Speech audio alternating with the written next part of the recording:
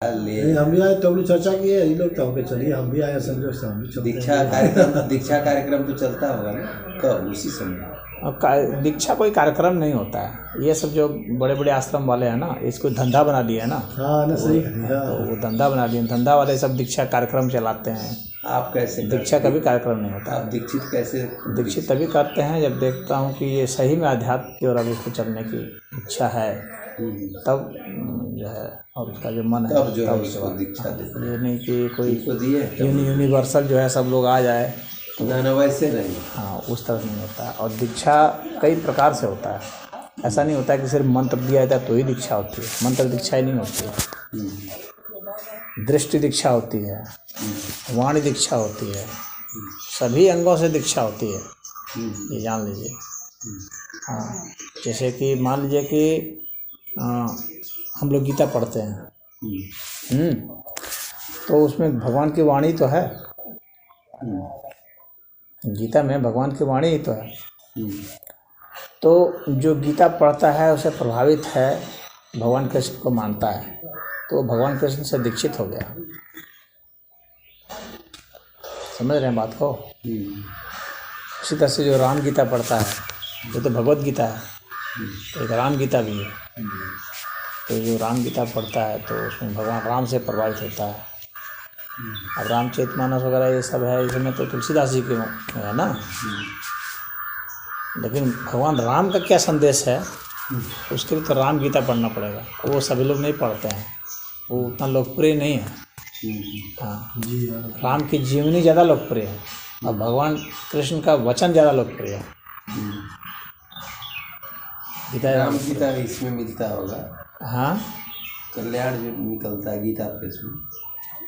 हाँ, आप राम गीता कई प्रकाशक जो छापते हैं। नहीं, मैंने पढ़ी है, लेकिन राम गीता आपके पास है? नहीं, मेरे पास तो नहीं। एक भक्त के पास थी तो मैंने लेके पढ़ ली थी।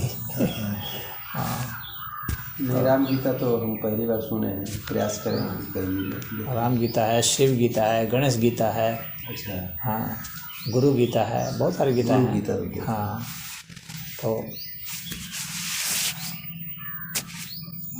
कहने का ये मेरा मतलब है कि कई दीक्षा कई तरह से होती है। यम सबसे कठिन है। हाँ, यम कठिन है, मेरी समझ में सबसे कठिन है। और यम को जो पार कर लेता है ना, वो चाहे आगे वाली चीज़ को न भी करे तो भी वो आध्यात्मिक हो जाता है। यानी यम के बाद नियम है, अगर वो नियम ना करे, आसन ना करे, प्राणायाम ना करे, प्रत्याहार ना करे, ध्यान ना करे, समाधि ना हो जाए, सिर्फ यम का ही पालन कर ले सही में, तो वो जो अंतिम अवस्था बताई गई है कैवल्य की, उसको प्राप्त हो जाएगा। अच्छा, यम से ही कैवल्य तक जाएगा? सिर्फ यम से ही कैवल्य तक पहुंच जाएगा वो। अच्छा। हाँ, सिर्फ यम से ही। यम इतना महत्वपूर्ण है, यानी बीच के जो स्टेप है ना, उसको अगर छोड़ दे आदमी तो भी मात्र यम से ही वह कैवल्य को प्राप्त हो सकता है। लेकिन यम चूँकि कठिन है, आम लोगों के लिए लगता है बहुत कठिन है भी कठिन, तो उसको लोग छोड़ देते हैं और यम का पालन करते हैं और यम को भी छोड़ देते हैं। फिर यम को छोड़ दिए, फिर नियम को छोड़ दिए, यम और नियम दोनों, और शुरुआत कर देते हैं आसन से, क्योंकि वो आसान है, क्योंकि वो फिजिकल लेवल पर है। आसन जो है ना वो फिजिकल है, उसको कोई कर लेता है, हालांकि उसमें पूरा नहीं करते हैं, लेकिन थोड़ा बहुत मतलब वहीं से शुरुआत कर देते हैं। और योग की शुरुआत जो है रामदेव जी ने और अन्य लोगों ने यहाँ जो है आसन से शुरुआत करा दी है। ये एक मतलब वैसे लोगों के बीच में लोकप्रिय कराने के लिए तो ठीक है, लेकिन जो है शास्त्रीय नियम के विरुद्ध है यह योग। उस तरह से जो कराते हैं, हाँ, वो भी विरुद्ध है। पतंजलि के मुताबिक पहले यम का पालन होना चाहिए 6 महीने तक कम से कम, फिर नियम का पालन होना चाहिए अगले 6 महीने तक, फिर आसन होना चाहिए अगले 6 महीने तक। इस तरह से हर 6 महीने पर जो है वो बताते जाते हैं कि आसन हो गया, फिर प्राणायाम हो गया 6 महीने, हाँ, फिर प्रत्याहार हो गया, फिर धारणा हो गया 6 महीने, फिर ध्यान हो गया, फिर समाधि हो गया।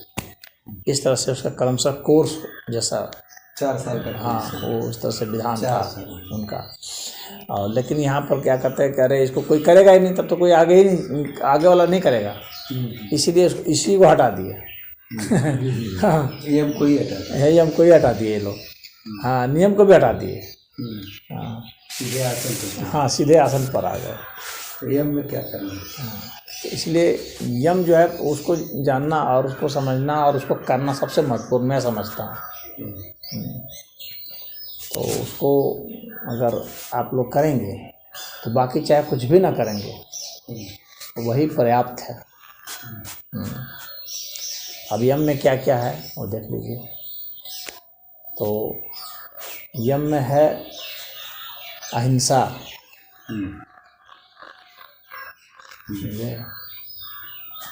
मतलब ना अपने को नुकसान पहुंचाना ना दूसरे को नुकसान पहुंचाना, और उसके बारे में सोचना भी नहीं, नुकसान पहुंचाने के लिए। एक तो होगा पहुंचाना, एक है कि मतलब पहुंचा नहीं रहे लेकिन सोच रहे हैं। हाँ, तो उसके लिए सोचना भी नहीं है नुकसान पहुंचाने का।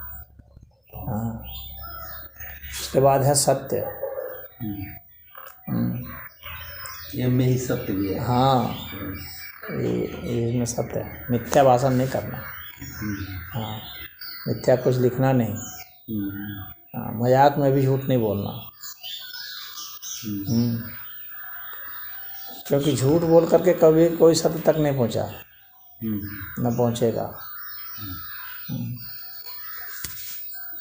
तो ये है। फिर है अपरिग्रह का, तो अत्यधिक संचय नहीं करना, जितनी अपनी आवश्यकता है हाँ तो उतना ही वो करना। आवश्यकता और इच्छा इन दोनों का विभेद करने की शक्ति पहले हासिल करना। कि आवश्यकता क्या है? आवश्यकता का मतलब है कि जिसके बिना हमारा निर्वाह नहीं हो सकता।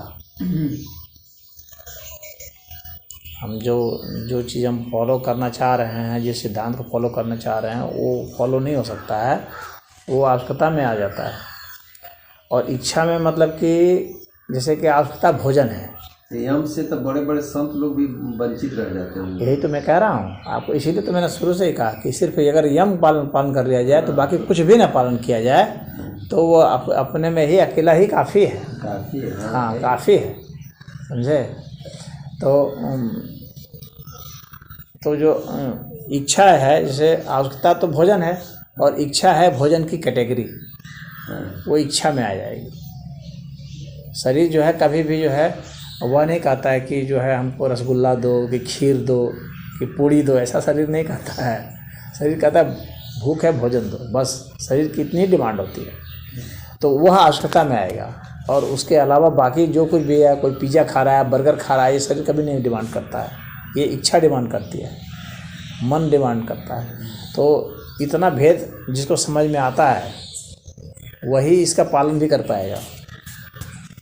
अपरिग्रह का, हाँ, कि कितनी ज़रूरत है और कितनी इच्छाएं हैं।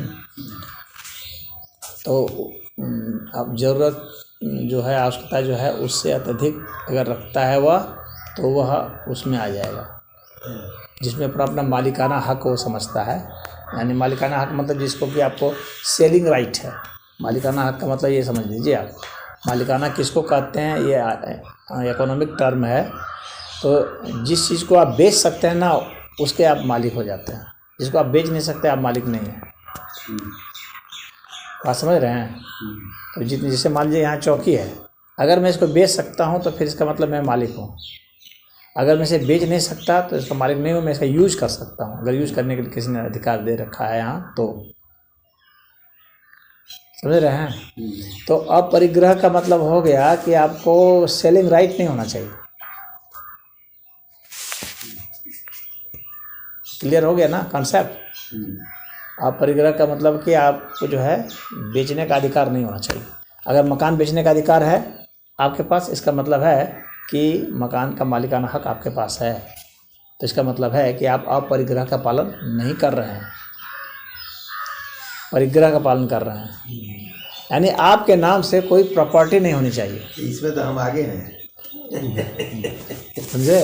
आपके नाम से सही में नहीं है। किसी प्रकार की कोई प्रॉपर्टी नहीं होनी चाहिए, कहने का मतलब यहाँ पर ये है। पैटर्नल जो तो विरासत तो मिलेगा ही। हाँ तो वो तो लेकिन आपका paternal प्रॉपर्टी जो है हुई। मेरे नाम से कुछ भी नहीं है। हाँ तो जो भी है, तो यहाँ पर इसको समझने के मतलब है, और उसको आपको खुद लगाना है कि क्या आपके पास अधिकार है। अपग्रह वाला में तो हम पास कर जाएंगे, है कि नहीं? अब आपसे मिल गया तो ठीक है, आगे में भी यही देखेंगे। हाँ तो आपके नाम पर किसी प्रकार की कोई संपत्ति नहीं होनी चाहिए, बेचनी नहीं चाहिए। और आप जितनी आपकी आवश्यकता क्या है, इच्छा क्या है, उसको आपको समझना है। तो इच्छा उसमें नहीं होना चाहिए, क्योंकि इच्छा से मुक्ति ही अध्यात्म का एक बहुत बड़ा इच्छा हुआ है। विहीन होना ही मुक्ति का हाँ, प्रमुख। इच्छा मुक्त होना जरूरी है। तो उसमें सबसे शुरुआत वस्तुओं के प्रति होती है, और भोजन है, कपड़ा है, इस तरह से। तो इसके बाद है अस्तेय। अस्तेय का मतलब है चोरी नहीं करना। किसी दूसरे की संपत्ति को, किसी दूसरे की किसी भी चीज़ को अपना नहीं बताना, अपना नहीं करना। हाँ, जैसे उदाहरण के लिए जो सिद्धांत है, मान लीजिए गीता के सिद्धांत हैं, आप देखते होंगे बहुत सारे हमारे यहाँ के साधु लोग ऐसे हैं जो गीता के सिद्धांत को अपना ही सिद्धांत बोल करके बेच रहे हैं। समझ रहे हैं? भगवान कृष्ण का रेफरेंस नहीं दे रहे। जब आप किसी चीज़ को कोट करते हैं तो आप मतलब प्रमाणिक माने जाएंगे, तब आप अस्तेय जो है वो उसका पालन हो रहा है आपका। नहीं तो आप अस्तेय में हैं, अस्तेय में नहीं है, अस्तेय में समझ रहे हैं? अब किसी योग की क्रिया को, शास्त्र में क्रिया है, उसको निकाल करके आप अपना अलग नाम बदल करके अलग ब्रांड बना करके बेच रहे हैं। ऐसा हो रहा है ना समाज में। हाँ, अब मैं यूएसए में बहुत सारे हैं जो योग की क्रिया को डीप ब्रीदिंग और फलना ढिकना नाम दे दे करके, हाँ, और जो है वो चोरी है वह, समझे? तो अस्तेय का मतलब होता है चोरी नहीं करना। आचौर्य मतलब ना सिद्धांत की चोरी करेंगे, ना वस्तु की चोरी करेंगे।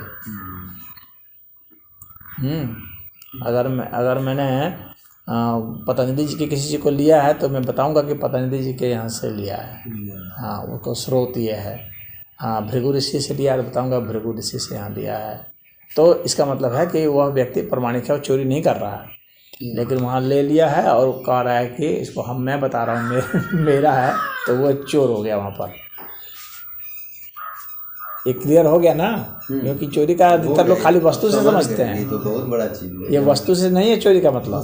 सिद्धांत की भी आप चोरी कर रहे हैं, दूसरे का सिद्धांत लेकर के कह रहे हैं कि अहिंसा में खाली लक्षणें नहीं है, मानसिक रूप से आप किसी को भी तकलीफ दे रहे हैं, और अगर अपने को भी तकलीफ दे रहे हैं, अपने को सता रहे हैं, तो वो भी जो है हिंसा के तहत आ जाएगा। जैसे गांधी जी जैसे में ही रोक देंगे तो अहिंसा। जैसे गांधी जी जो है वो जो है अनशन करते थे राजनीतिक कारण से। तो राजनीतिक कारण से जब हम अनशन कर रहे हैं तो वह भी हिंसा है। वो अहिंसा में हिंसा उनसे हो जाती है। हाँ, तो वो अहिंसा नहीं मानी जाएगी। हालांकि गांधी को लोग अहिंसक बोलते हैं, लेकिन उनकी अहिंसा दोषपूर्ण है और वो झूठे मक्कार सिद्ध होते हैं। इसीलिए तो उनकी हत्या लेकिन नहीं हुआ कि वो किए थे इतना, तो मरे, गोली लगने के बाद तो राम कहते, हे राम कहते। वो हे राम भी कहे कि नहीं, कोई गारंटी नहीं है। ये सब ये थोपा गया झूठ, ये भी झूठ हो सकता है। हाँ, छुपा गया है। हाँ, तो वो उसकी गारंटी नहीं है, गोली लगने के बाद लोग क्योंकि जो वास्तव में जो अहिंसा का जो समर्थक होगा ना, वो कहीं भी जो हिंसा हो रही होगी तो उसका विरोध करेगा। मुसलमानों ने जितनी हिंसा की, गांधी ने कहीं विरोध नहीं किया। कोई प्रमाण नहीं है इसका, कोई ऐतिहासिक प्रमाण नहीं है। इसका मतलब क्या है? इसका मतलब एक तरफा जो है आप किसी के ऊपर थोप रहे हैं अपने विचार को। वही हुआ है। हाँ, कि अगर हिंदू कहीं मार रहे हैं प्रतिक्रिया में मुसलमान को, तो आप रोक रहे हैं वहाँ। लेकिन अगर मुसलमान मार रहे हैं तो आप नहीं रोक रहे हैं, बल्कि आप उल्टा ये कह रहे हैं कि उनके हाथ से मर जाओगे तो स्वर्ग चले जाओगे। ये बहुत गांधी का फिलॉसफी था। तो ऐसा व्यक्ति तो बहुत डेंजरस व्यक्ति है। वो रियल में पॉलिटिशियन था। वो जो है ना, महात्मा का भेष धारण करके लोगों को बेवकूफ़ बना रहा था और कुछ नहीं। देश को बहुत डैमेज किया गांधी, बहुत। वो एक एजेंट के रूप में काम कर रहे थे मुसलमानों को। तो यहाँ समझ गए ना अहिंसा का, अस्तेय का। हाँ, और इसका तो अब इसके बाद फिर आता है ब्रह्मचर्य। तो ब्रह्मचर्य में है कि ब्रह्म मतलब ईश्वर, ईश्वर की तरह उसका आचरण, ईश्वर की तरह आचरण, ईश्वर में गति हो। समझे, यहाँ पर दो इसके अर्थ दिए जाते हैं। तो ईश्वर की तरह आचरण किस तरह से होगा कि हम किसी प्रकार का भेदभाव न करें, समता बनाए रखें। हाँ, तो आपके अधिकतर जो मैं देखता हूँ, गृहस्थों की तो बात छोड़ दीजिए, साधु संतों की बात देखता हूँ कि वो समता का व्यवहार नहीं कर पाते हैं। आप खुद भी आगे कभी प्रयोग करके देखिएगा, कई जगह जाते होंगे ना, बहुत सारे आश्रमों में जाते होंगे ना, तो कहीं वीआईपी के आधार पर व्यवस्था हो जाएगी, कहीं पर पक्षपात जो है जाति के आधार पर हो जाएगी। आप देखेंगे आश्रमों में भी बहुत जातिगत भेदभाव होते हैं। हाँ, तो ये तो डोम है, थोड़ा उधर रहो।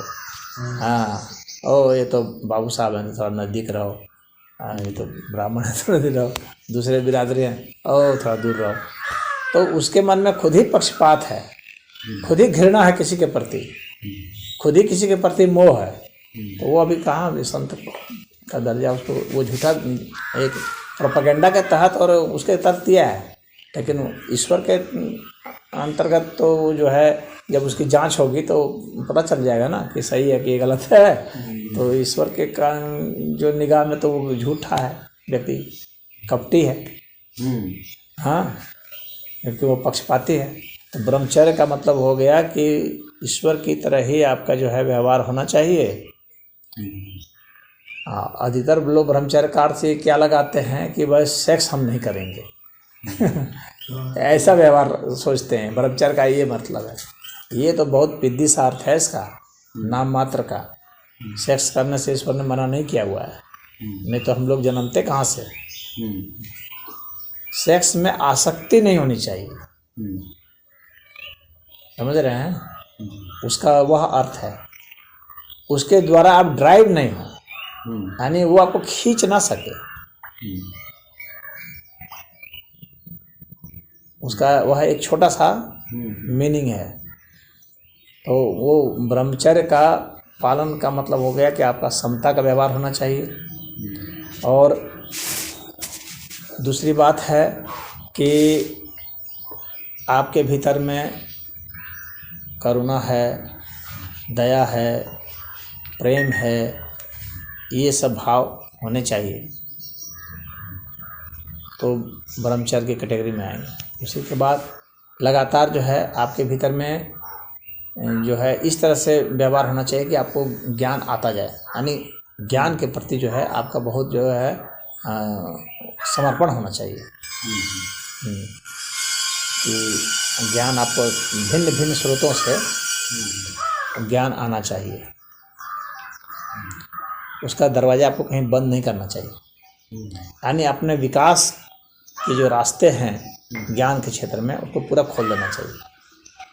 ये नहीं कि मैं उस पंथ का नहीं हूँ तो मैं उस किताब को पढ़ूंगा नहीं उस पंथ का नहीं हूँ तो नहीं पढ़ूँ। ऐसे लोग क्या है ना, ये सब लोग संकीर्ण बनाते हैं। तो जो विचारों को संकीर्ण बनाने वाले लोग हैं, सब झूठे मक्कार लोग हैं। विचारों को अधिक से अधिक विस्तार देना है, ताकि सब जो है तब तरह से। वेद में कहा गया आनुभद्रा पीतवः अन्तु विश्वतः। जितने प्रकार के ज्ञान हैं, जहाँ से भी आते हैं सबको ले लो, हमारा वेद ये कह रहा है। हाँ, तो वो ब्रह्मचर्य है कि सब तरह के ज्ञानों को हर दिशाओं से, हर जगह से ले लो, क्योंकि वो है तुम्हारा विकास करता जाएगा, मस्तिष्क का विकास होता जाएगा। यानी आपका विस्तार होना चाहिए, आपकी चेतना का विस्तार होना चाहिए। उसको संकीर्ण मत बनाइए, दायरे में मत सिमटिए। कोई अपने पंथ में सिमटा हुआ है, तो कोई अपने जाति में सिमटा हुआ है, तो कोई अपने देश में सिमटा हुआ है, हाँ, तो कोई पृथ्वी में सिमटा हुआ है। ये तो विश्व के बारे में बताने की बात कही जा रही है। तो यहाँ पर तो खैर विश्व का अर्थ दूसरा है, और हम लोग जो विश्व बताते हैं वो दूसरा हो जाता है। हम लोग जो सामान्य रूप से विश्व बताते हैं तो ये धरती को बताते हैं लेकिन वेद में धरती को विश्व नहीं कहा है। विश्व का मतलब सब, ब्रह्मांड को, हाँ, सब का है, मतलब कोई चीज़ बाकी न रहे। विश्व का मतलब सबका है वेद, लेकिन यहाँ हम लोग विश्व का मतलब इस धरती पृथ्वी को बना दिए हैं। हाँ, तो आपकी चेतना का विस्तार उस तरह से होना चाहिए। तो ऐसा जब होगा तो ब्रह्म की तरह आपकी चर्या हो, तब उस तरह से आप चल पड़ेंगे। अनासक्त भाव से जीने की कोशिश करनी है, आसक्ति नहीं होनी चाहिए। और व्यक्ति को सत्य के बाद सबसे महत्वपूर्ण चीज़ है न्याय। सत्य जो है एक इन्फॉर्मेशन है और न्याय जो है वो एक्शन है। उस इन्फॉर्मेशन पर एक्शन है, राइट एक्शन जे। तो जो व्यक्ति न्याय प्रिय नहीं है, न्याय नहीं करता है, पक्षपात करता है, चाहे वो जिस भी आधार पर करता हो, तो वह फिर वह ईश्वर के तत्व नहीं आता, ब्रह्मचर्य के तत्व नहीं आता। यानी ईश्वर की जो चर्या है उसके तत्व वो नहीं आएगा। तो न्याय प्रिय होना बहुत ज़रूरी है। ये नहीं कि मेरा बेटा है तो थोड़ा पक्षपात कर दिया, मेरे घर के लोग हैं पक्षपात कर दिया, मेरी बिरादरी के लोग हैं पक्षपात कर दिया, मेरे गांव के लोग हैं पक्षपात कर दिया, तो फिर वहाँ न्याय कहाँ रहा? न्याय नहीं रहा ना। तो न्याय संगत होना ये सबसे महत्वपूर्ण है। और भारत में, पूरे भारत का जो इतिहास में देखता हूँ, इसमें सबसे ज़्यादा मुझे कमी न्याय की ही दिखती है, बाकी चीज़ की कमी नहीं दिखती। व्यक्तिगत मैं बता रहा हूँ, मैं अपने नज़रिए से देखता हूँ तो मुझे लगता है कि सबसे ज़्यादा जो भारत में जो क्राइसिस है वो इसी की है, जस्टिस की है। न्याय नहीं मिला यहाँ तक भारत में, आज भी नहीं मिल रहा है। जस्टिस तो जस्टिस नहीं दे पाता। हाँ हाँ सही है। हाँ, बुरा रुपया रखा। योगी जी न्याय प्रिय है? नहीं, नहीं, मैं व्यक्ति को नहीं कहूँगा कौन क्या, लेकिन जो है मैं ये देखता हूँ कि न्याय जो है यहाँ कमी नहीं है। सही कहा। और जब तक न्याय नहीं होगा ना, तब तक वास्तविक अध्यात्म का तो कोई चांस नहीं ही नहीं है। तो वही लोग जो न्याय नहीं कर पाते, संसार से विरक्त होकर अपना हिमालय वाले में चले जाते हैं, नहीं देखते कि रहेंगे यहाँ तो कुछ तो अन्याय कर ही देंगे। तो अन्याय कर देंगे तो फिर वहाँ से भाग गए तो फिर वो भी ठीक नहीं है ना, वो एक दूसरे तरह का जो है अन्याय हो गया। अगर यहाँ गंदगी हम देख रहे हैं तो हमें कोशिश करनी चाहिए कि गंदगी को दूर करने की। क्योंकि ईश्वर का एक और जो गुण आता है वो आता है शौर्य। कंदरा में जो जाके रहते हैं, शौर्य आता है। कंदरा में जा रहे हैं, ठीक है, तपस्या के लिए जा रहे हैं, ज्ञान के लिए जा रहे हैं, वो आप कीजिए, लेकिन उसको अर्जित करने के बाद तो फिर संसार में आपको आकर के करना पड़ेगा ना। संसार को तो उसका लाभ देना पड़ेगा आपको, नहीं तो फिर तो आप, वह भी एक तरह की चोरी है। भगवान कृष्ण ने गीता में बताया है हाँ, कि जो है जो अपने सामर्थ्य का जो है दान नहीं करता है, हाँ, जो यज्ञ किया और प्रसाद नहीं बांटा, उसका यज्ञ व्यर्थ गया। समझ रहे हैं? तो हमने जो भी अर्जित किया उसको अगर समाज में नहीं बांटे तो वो व्यर्थ गया और वो पाप ही हमने बटोरा है।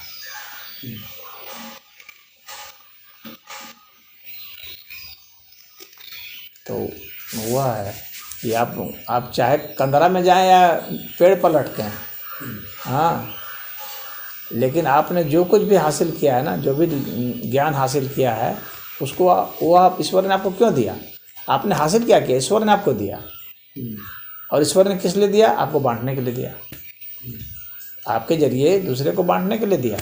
और आप कंजूसी कर रहे हैं, आप उसको रोक रहे हैं, आप उसमें पक्षपात कर रहे हैं देने में, कह रहे हैं तुम मेरा चेला बनोगे तभी दूंगा, चेला नहीं बनोगे तो नहीं दूंगा। ये कर रहे हैं ना बहुत सारे लोग। तो वे ऐसे लोग हैं जो कहते हैं ये होगे तब, उसमें वो शर्त रखते हैं कि ये होगे तब ये करूँगा। अरे तुम उसको बताते जाओ। दीक्षा उसको कहते हैं। दीक्षा ये नहीं है कि हम उसको पहले दे दें तब उसको कुछ दें, पहले उसको एडमिशन कर लें तब दें। यह तो सांसारिक प्रक्रिया हुई कि हमारे स्कूल में एडमिशन तुम ले लिए तब मैं तुम्हें पढ़ाऊँगा, तुम फीस दे दिए तब मैं तुझे पढ़ाऊँगा। ये संत की भाषा नहीं होती है, ये असंत की भाषा होती है। बात समझ में आ रही है जो बोल रहा हूँ? आप हमारे पास आए तो ईश्वर की प्रेरणा से आए, आपने कुछ इच्छा की, जानने की इच्छा की, मैंने बता दिया, हो गया। ईश्वर ने मुझे ज्ञान इसलिए दिया है कि आप सबको दे दें, इसलिए नहीं दिया है कि उसमें पक्षपात करें देने में, कि तुम दीक्षित होगे हाँ तब मैं तुझे दूंगा, नहीं होगा तो नहीं दूंगा, तुम फीस दोगे तो दूंगा, नहीं फीस दोगे तो नहीं दूंगा। ऐसा नहीं होता है। इस तरह के लोग कपटी लोग करते हैं। तो जो भी ज्ञान अर्जित हो रहा है आप उसको देते जाएं, बांटते जाएं, आपको इसीलिए दिया ही गया है। और न्याय रत रहें, एकदम न्याय करते रहें। तो ये जो है ये ब्रह्मचर्य है। ब्रह्मचर्य की बहुत संकीर्ण परिभाषा लोग किए हैं। खाली जो है अपनी जो है वीर्य की ऊर्जा को, हाँ, और वीर्य को क्या कहा है, वेद में वीर्य को जो है शक्ति कहा है। वीर्य को भौतिक वीर्य नहीं खाली कहा है। वीर्यवान वो है जो शक्तिवान है। और शक्ति किस लिए है? शिव तक जाने के लिए है। शक्ति का वो कोई बहुत उपयोग नहीं है, शिव तक जाने के लिए ही है। बाकी शक्ति से पदार्थ को पाने की जो कामना होती है, हाँ, तो उसी को सांसारिक कहा जाता है, हे कहा जाता है। तो एक हे है, एक श्रेय है। तो श्रेय में जाइए, शिवत्व की ओर जाइए, तो उसी शक्ति से आप हे को भी प्राप्त हो सकते हैं, उसी शक्ति से आप श्रेय को भी प्राप्त हो सकते हैं। अब आपका चॉइस होता है कि आप क्या प्राप्त करना चाहते हैं, पदार्थ को पाना चाहते हैं कि परम चेतन को पाना चाहते हैं, लेकिन पाएंगे उसी शक्ति से। इसीलिए शक्ति की आराधना होती है। हाँ, तो जो जिसकी जैसी भावना होती है उसके हिसाब से वो जो है आराधना करके वो पाता है। तभी नवरात्र बीता है तो शक्ति की आराधना बहुत लोगों ने की है। तो किसी के लिए की है, कोई उसमें से कुछ होगा जो पदार्थ के लिए कर रहा होगा, बेटा बेटी के लिए कर रहा होगा, तो धन संपत्ति के लिए कर रहा होगा, और कुछ जो है कि नहीं ईश्वर के लिए करता है।